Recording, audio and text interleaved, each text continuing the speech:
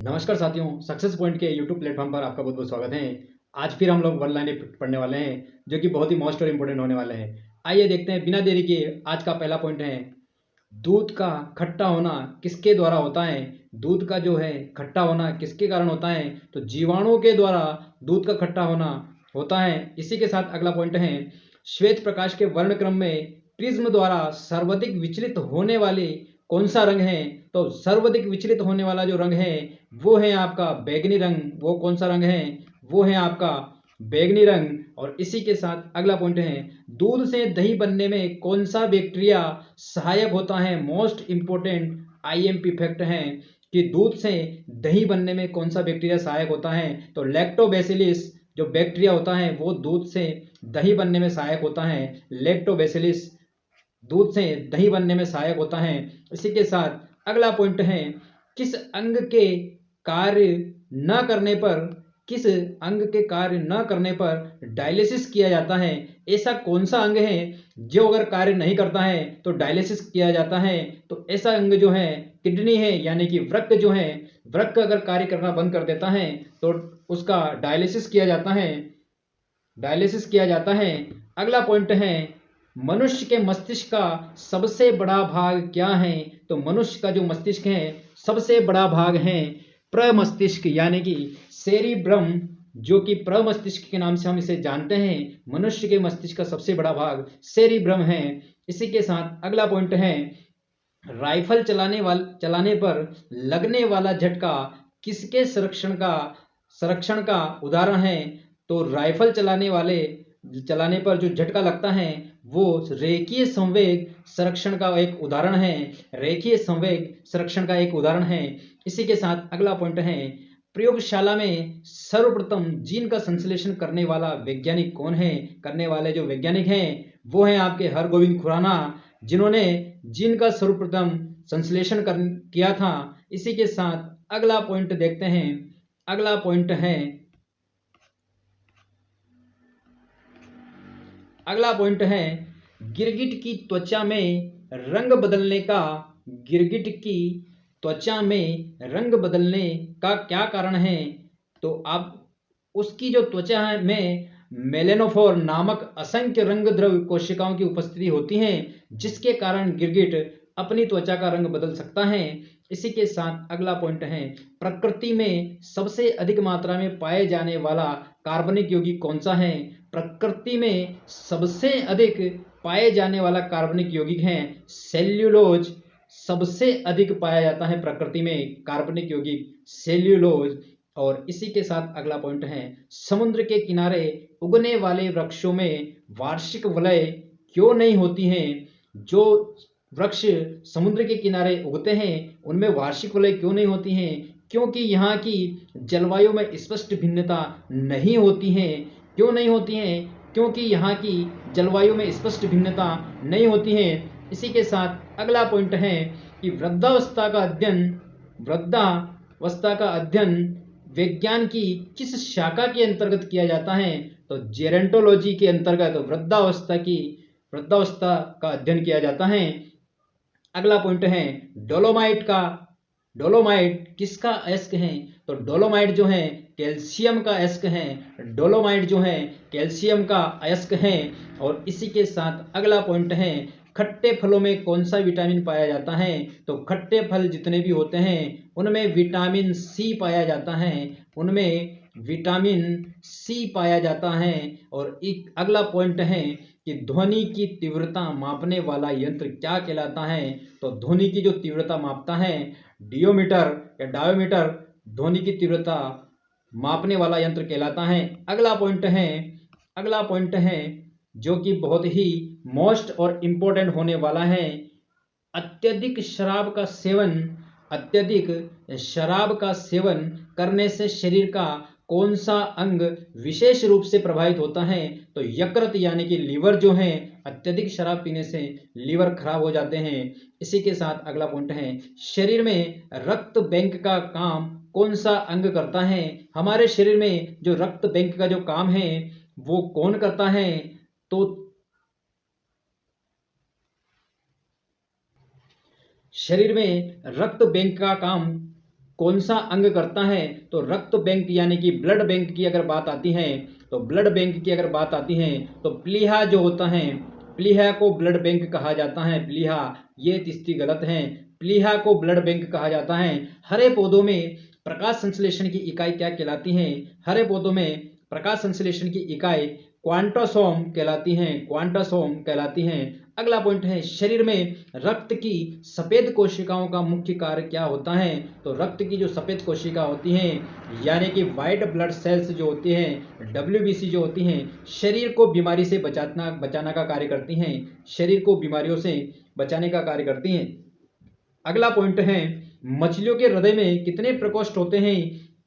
तो मछलियों के हृदय में जो कोष्ठ जो होते हैं, प्रकोष्ठ जो होते हैं, वो 2 होते हैं। अगला पॉइंट है, मानव शरीर में रक्त से अवांछनीय पदार्थों को पृथक करने का कार्य कौन सा अंग करता है? तो अवांछनीय कार्य को पृथक करने का जो कार्य है वो वृक्क यानी कि किडनी करती है, वृक्क यानी कि किडनी का कार्य होता है। इसी के साथ अगला पॉइंट है, अप्सरा क्या है? तो न्यूक्लियक रिएक्टर है, अप्सरा एक प्रकार का न्यूक्लियक रिएक्टर है। अगला पॉइंट है, डायनमो का कार्य क्या है? तो यांत्रिक ऊर्जा से विद्युत ऊर्जा में परिवर्तन करने का कार्य जो है डायनमो का कार्य है। अगला पॉइंट है कि पिच ब्लेडिंग से कौन सा रेडियो एक्टिव तत्व प्राप्त किया जाता है? तो रेडियम किया जाता है, पिच ब्लेड्स से जो रेडियो एक्टिव तत्व हैं वो रेडियम किया जाता है। और अगला पॉइंट है, अगले पॉइंट की ओर बढ़ने से पहले सभी लोग लाइक करें, कमेंट्स करें और शेयर करें और चैनल को सब्सक्राइब करना ना भूलें। इसी के साथ अगला पॉइंट है, हल्दी के पौधे का खाने योग्य हिस्सा कौन सा होता है? तो हल्दी का जो पौधा है उसका जो खाने योग्य हिस्सा है वो प्रकंद कहलाता है, प्रकंद। अगला पॉइंट है, प्याज किसका परिवर्तित रूप है? तो प्याज जो है तने का परिवर्तित रूप है, प्याज जो है तने का परिवर्तित रूप है।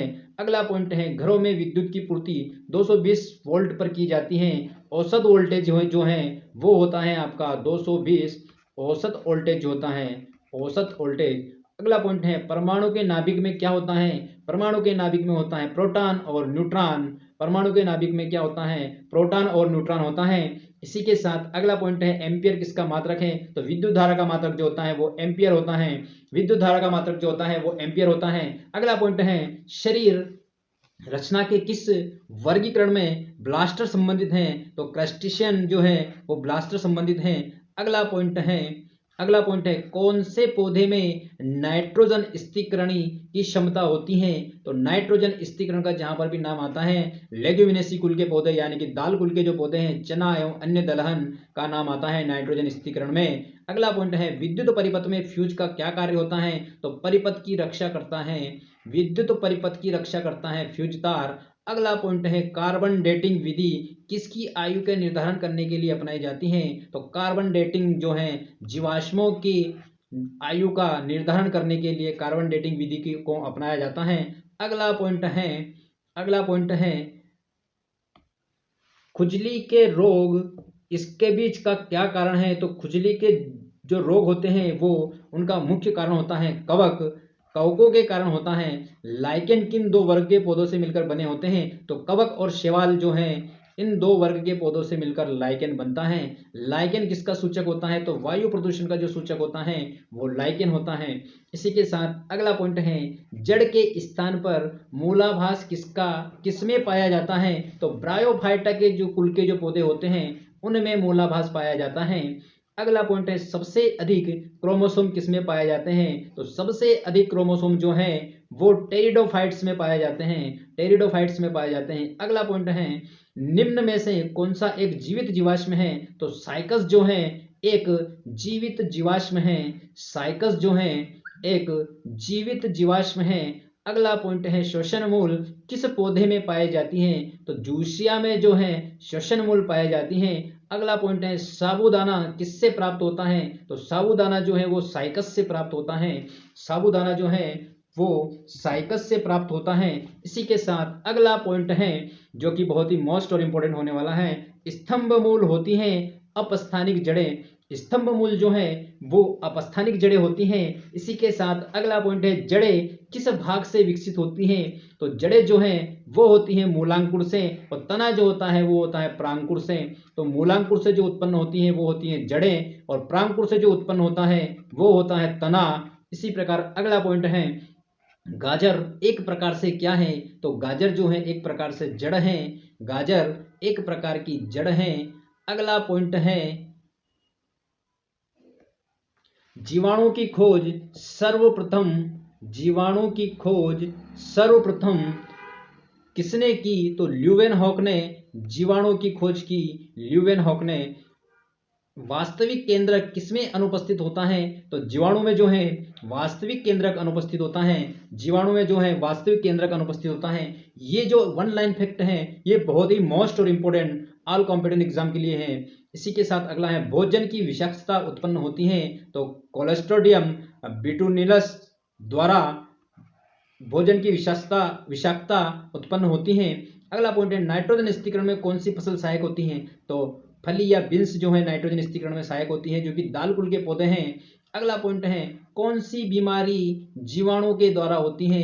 तो 4 ऑप्शन आपके सामने रहेगा, और उसमें से एक ऑप्शन रहेगा कुष्ठ रोग जो है जीवाणु के द्वारा होता है। अगला पॉइंट है सूक्ष्म जीवाणु युक्त पदार्थों का शीतीकरण एक प्रक्रिया है जिसका कार्य है जीवाणु को निष्क्रिय करना। तो शीतीकरण के द्वारा जो है जीवाणु को निष्क्रिय किया जाता है। अगला पॉइंट है कि दूध के दही के रूप में जमना का क्या कारण है। तो लैक्टोबैसिलस जो है दूध से दही बनने की का जो मुख्य कारण है वो है लैक्टोबैसिलस। अगला पॉइंट है वृक्षों की छालों पर उगने वाले कवकों को क्या कहते हैं। तो कार्टिकल्स जो है वृक्षों की छालों पर उगने वाले कवकों को कहते हैं। ये रहे कुछ वन लाइन फैक्ट जो कि ऑल कंपटीशन एग्जाम के लिए बहुत ही मोस्ट और इम्पोर्टेंट होने वाले हैं। अभी तक जिसने चैनल सब्सक्राइब नहीं किया है वो चैनल सब्सक्राइब करें और बेल आइकन के बटन को दबाना ना भूलें, जिससे मेरी आने वाली प्रत्येक वीडियो की नोटिफिकेशन आपके पास पहुंच जाए। इसी के साथ मिलते हैं अगले लेक्चर में। जय हिंद, जय भारत, वंदे मातरम, जय श्री कृष्ण, राधे राधे।